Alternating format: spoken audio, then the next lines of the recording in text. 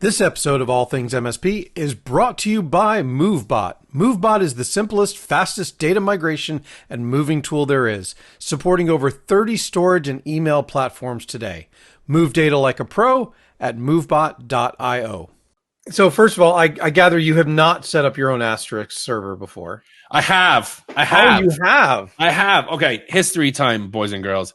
Back in 2005, I worked for an ISP. I ran the Mac department at the ISP, and I was trying to get out of just doing Macs and get into VoIP. And so I had spun a Asterisk server on the company's big Linux box. And it's a true story. I lived in an apartment with like two other roommates at the time.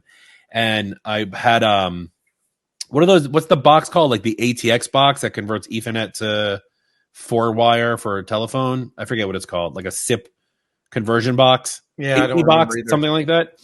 And so I got one of those from, VoIPsupply.com or something, whatever. And we had an old telephone in the apartment, like a literal, like with a push.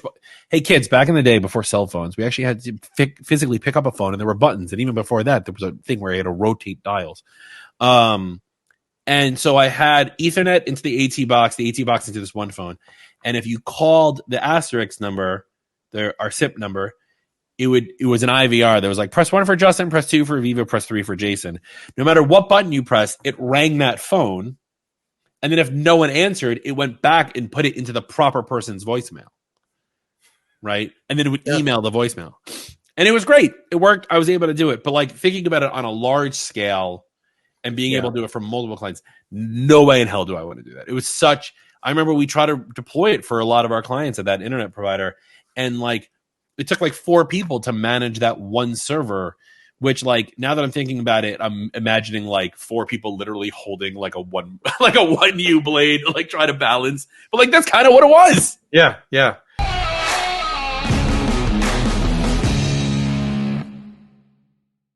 All Things MSP podcast. I am still your host, Justin Escar, and with me always still is Eric Anthony. And this is part 2 of our conversation about outsourcing and things you can outsource as an MSP. Last week, we talked about a whole bunch. Today, we talk about more. The reason I'm saying it like this is because I'm not really sure where my podcast producer is editing and making the cut. But hey, don't listen to me now. Take a listen. Here it is. Let's go. There's another type of outsourcing that I think I want to talk about that's relevant to our industry, and that is outsourcing your help desk. And I know that there's lots of different opinions on this, and I think that there may be a place for it in some instances, because help desk is kind of a commodity at this point, right? Especially level 1. Yeah. Level 2, level 3, that's something different, that's specialized. What are your thoughts on outsourcing help desk? I'm actually a pretty big fan, although I don't do it at Virtua. I know it sounds weird. And I think the reason I don't do it at Virtua is is mainly because of the knowledge of the broad stroke majority of outsourced help desk who don't know Mac. And that's probably what it is. But there are a couple people who I know in the industry who have it, and I've tried it out for a while. And it's really good if in your verticals, you have clients that are doing work after hours, right? So like, let's say your vertical is restaurants and bars, and you're a 9 to 5 kind of person. One, why are restaurant and bars your vertical? Side question. But they're going to have problems with their network or their POS at 3 a.m, and you're going to want to be sleeping. Perfect use for a outsourced help desk. Or if you want to start kind of like expanding your reach and you want to deal with clients in other time zones, like we're based on the East Coast, but we do have clients on the West Coast. 6 p.m. for them is 9 p.m. for me. And granted, I only have like 2 or 3 actual users out there, so it's not that big of a deal. But like at 9 o'clock at night, I don't want to be on my laptop trying to help somebody reset their Microsoft Word password. I want to be watching Lupin on Netflix. Yet again, good show. So it depends, I think, the use case, but I'm 100% on board with this. Actually, I know a couple of consultants who use an outsourced help desk for tier 1 and only do the tier 2 and tier 3 stuff. And it's working really, really well for them as a business model. There is, however, a limitation to there's a we'll have to draw it out one day and we'll share it in our new All Things MSP Patreon, a chart that will explain like the cost break parameter for how many endpoints you can have before outsourced help desk becomes too unwieldy, in terms of a cost factor. There's always that magic number there. Right. But other than that, I think it's a great. I think if you're a 1 or 2 person shop and the majority of your clients have like really easy, how do I do this? How do I do that kind of stuff? Yeah, outsourced help desk, 100%. I'm 100% on board with that.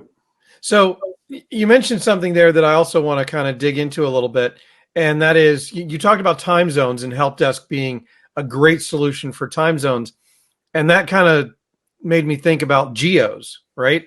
Yeah. So what should the MSP do when they have a client who's out of geo? What do you do for boots on the ground? Make friends. I'm not lying. I know it sounds sarcastic, but one of the best things that has come out of me actually starting and hosting the ACES conference for the last 10 years is I have boots on the ground. I got like 4 or 5 people in Seattle. I got people in Portland, Oregon. I got 10 people in LA. I up 5 people in San Francisco. I got people in Denver, Texas, Georgia, Missouri, up and down the coast of Florida. Like, I think the only place I don't have somebody is Montana.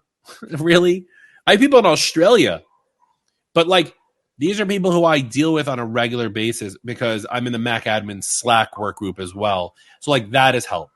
But when I say make friends, I'm not like go to conventions, go to conferences, go to NerdioCon and IT Nation, ConnectWise, and whatever Kaseya's is, and like all these things. Come to ACES and meet people and make those connections, but like keep those connections. And you know what? Also, the All Things MSP Facebook group, which if you're listening to this, you're probably already a group member, but if you're not, facebook.com/group/All Things MSP. And post. I just saw a post earlier today, which kind of gives away when we're recording this. Is someone's like, "Hey, I'm looking for someone who can do like a break fix in North Florida or something like that." I think Jacksonville, I think it was. Jacksonville, right? Which I know somebody in Jacksonville, but they only do Mac, so I don't know if they can help. But like, reach out so that you got to make friends. I know it's weird to say that because like as IT people, we tend to be introverted. Like I don't think I've left my basement in 9 days. And it's starting to smell down here, but I'm kidding. But like make friends with other people, because also the other thing is that it's not just boots on the ground. It's you're outsourcing your knowledge base, right? I ran into a very odd specific problem with managed Apple IDs yesterday for a client. It does not matter what the problem is. But as soon as I ran into this problem, yeah, I have my internal team, and I got John and Luke on a call, and I was like, what is this? And they were both like, I don't know. And so as soon as none of us figured out what we can do, I literally grabbed my phone, and I texted 7 Apple consultants, 3 smart ones. And sorry, I've been making that joke since yesterday. And had to put I like Voltron, combine the forces of all of their knowledge to finally figure out the answer. And found out that like we found a new problem that needs to be dealt with as a community. But like it was putting all these pieces together and outsourcing that knowledge base, because this goes beyond what I knew. Like I have people that are kind of on the inside of Apple. I have people that are on the inside at MDM providers and stuff like that. And I started just making all those phone calls and writing all the information down and I just outsourced my brain basically. Cause like I didn't know the answer to this. So those things come in handy. So yeah, boots on the ground and knowledge is definitely things you can outsource for sure. Yeah, but that's where the relationships, the friend networks, and really the only place that you build that. I mean, I think you can do a little bit of it online, but most of it is done at the in-person events like you were talking about. You know what I'm going to do right now, just because, and I want to time this against when people listen to this. I'm just going to post on the All Things MSP Facebook group. Who wants to be my friend? You'll get this later. Just see what happens. Because when this comes out, people are going to go, oh, that's what he's talking. Yeah. Yeah. Oh, I'm a top contributor. That's awesome. Of course you are. Because you welcome everybody when they come to the Facebook group. I do. Yeah, you can outsource a lot. I mean, to be honest, a true entrepreneur, and I'm not going to suggest that anyone does this in our industry, but like a true entrepreneur would outsource everything, right? And I'm always brought back to the guy who ran the voice department at that internet provider that I worked at, who one day I said, what do you want to do in life? Like, where is this going? Show me, like, what does asterisk mean to you? And this has always stuck with me. And I'm telling you, I was 25 when he said this. I'm 43 now, right? So we're going on almost 20 years. And he said, I want to be sitting on a beach collecting checks. And I was like, yes, you're a man, same like mind, same like heart. Like, that's where it's at. And first off, I know for a fact that gentleman is not doing that right now, but that's beside the point. But like, you could outsource help, tier 1 help desk. You could outsource tier 2, help desk. You can even outsource your knowledge base creation. You can use things like AI, conversation later, on writing that stuff or answering tickets. If you write certain skill sets within, I don't know what it's called in other PSAs, but in Halo it's called a run book or API connectors like Zapier or whatever it is, to like tie things together to automatically run. You could build up your entire business and basically outsource all of it. If you outsource how your invoicing works, right? Because you're not sending paper invoices yourself. You're outsourcing it to a piece of software like FreshBooks or QuickBooks or whatever. You're outsourcing the incoming. Well, have your incoming go to your outsourced bookkeeper and have your bookkeeper send you a monthly report of, are you profitable? Yes or no. You know what I mean? Like, you could legitimately outsource this entire business. And to be honest, if you're doing that and you're listening to this show, one, why are you listening to the show? And then two, I want to interview you on this show, atmsp.link/guest Podcast. atmsp.link/podcast. And speaking of outsourcing, data migrations are complex and irritating, creating days of frustration from setup to cutover. MoveBot has built from the ground up to fix that. MoveBot is the simplest, fastest tool for moving files and emails there is. Fully hosted with no infrastructure, no virtual machines, none of that. Sign up, connect, scan, and you'll be moving data in minutes. Move data like a pro at movebot.io. Because I want to know how you're doing it. But like, I think there's a lot to be said there, and I think there's a lot more that can. Here's just an example: content creation. Right? Here's Eric and I recording a video on a service that we're paying for, StreamYard. So we're outsourcing the recording and the graphics that you see here and my name and all the other stuff. And then Eric, if he were smart, would outsource the editing. It's not that he's smart. He's a smart guy. I'm just saying, like, if you outsource the editing, and then all of a sudden now all we have to do is show up and flap our mouths for a little bit, and then we have a piece of content which we can then cut up. And I think you were talking about this with Jennifer on the live show this past week, the February 14th Valentine's Day love show. See what I did there? Where like you can take a piece of content like this and you use some AI software to like break it up and cut it up into a whole bunch of social stuff. Right. Yeah, exactly. And we do more than that, actually. Like the transcript for this show is done by AI. A lot of the other stuff behind the scenes is done either with AI or, with outsourced. So there's a lot to this. And I think that there's probably more topics that we could come up with around outsourcing. One of the things that I think makes outsourcing much more achievable today is the fact that you can pay people much easier and regardless of where they are with platforms like Gusto and things like that. So there's just there, a lot of the barriers to doing it have now been broken down to the point where it makes it feasible for a small business to do more outsourcing. What's funny is Eric outsources me. Like, I mean, at the core, I know I'm kidding here, but like at the chorus of the core here, like, I don't work for Eric, right?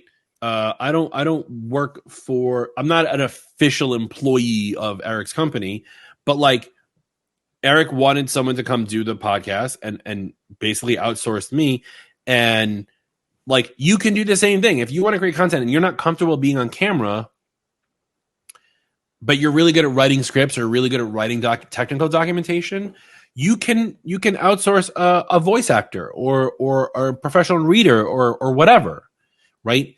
The point here is that like anything could be outsourced if you know where to go. So I do want to. I don't know how much time we have left, and I'm pretty sure now we're in part 2 of this episode. But I do want to talk about places to go get things outsourced, because I feel like a lot of people think that when you go to outsource stuff, you're going to find inferior quality products. And I want to tell you right away, I've outsourced a lot of different things in my career. I've outsourced marketing. I've outsourced sales. I even outsourced the illustrations for the children's book I wrote with my wife years ago. That's an Amazon on print demand, right? I've outsourced engineering years ago. This is a true story. Years ago, when the black trash can Mac Pro was out, the one that looked like a New York City trash can, right? It had 6 Thunderbolt ports on the back of it. And I had found a way to actually use IP over FireWire, which was an old Apple technology, using the Thunderbolt ports. And I made the connections for a client who had only 4 people working on very, very large graphic files 1,000 times faster than going over Ethernet, because I had a way of doing it over. And so I was like, this is a brilliant thing. I want to build a Thunderbolt networking dock.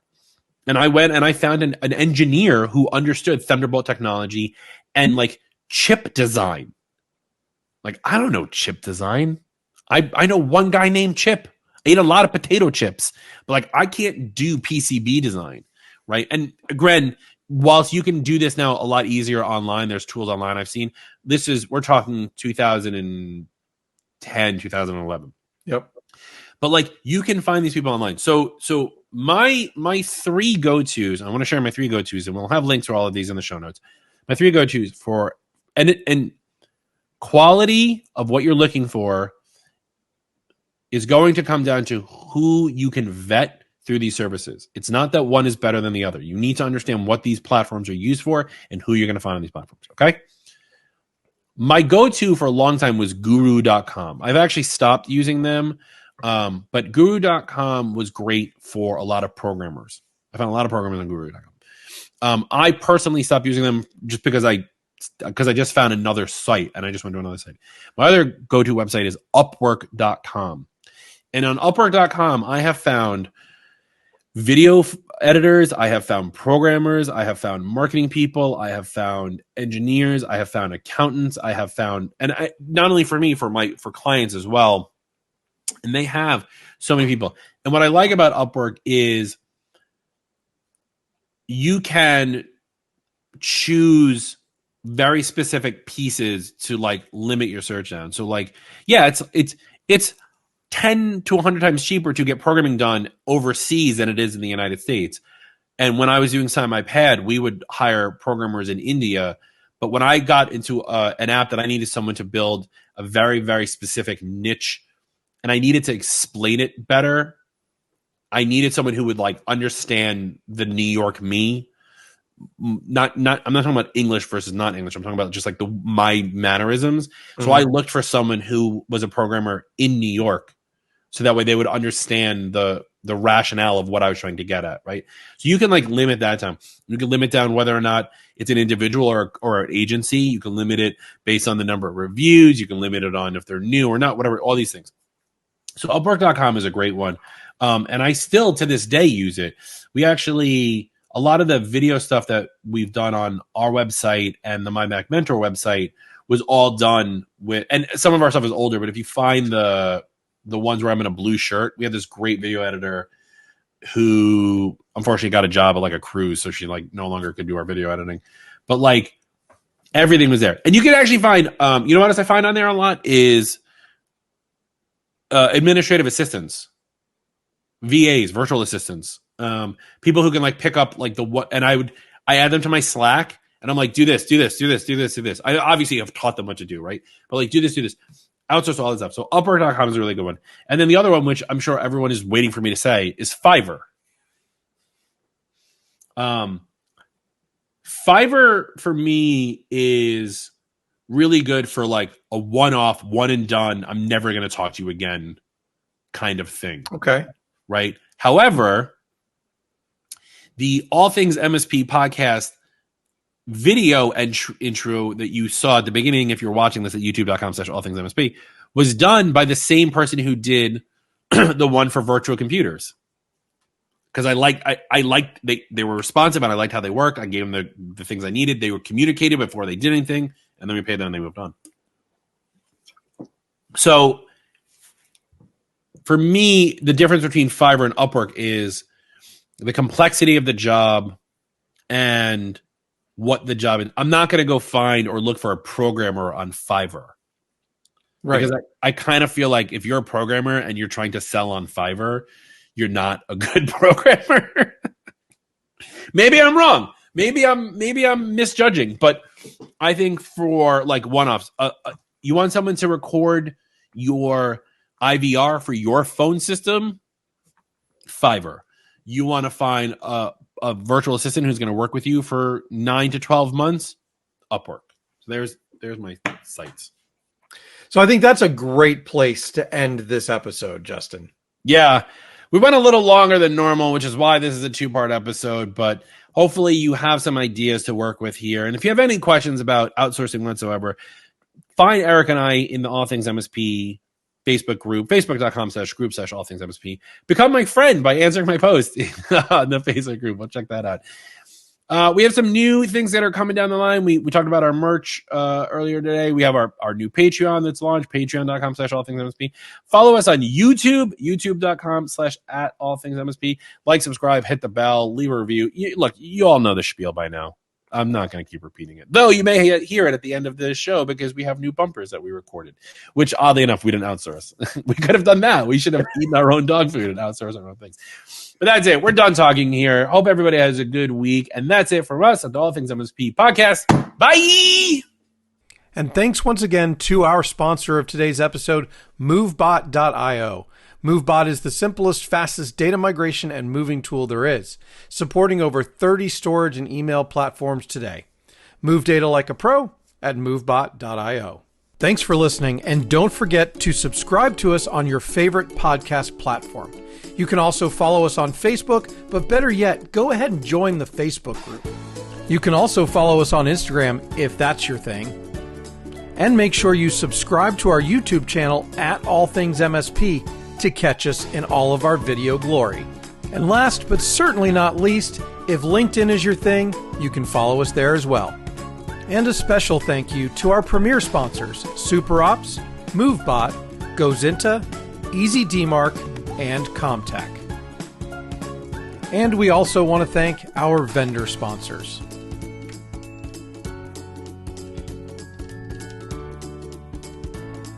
The All Things MSP podcast is a BizPow LLC production.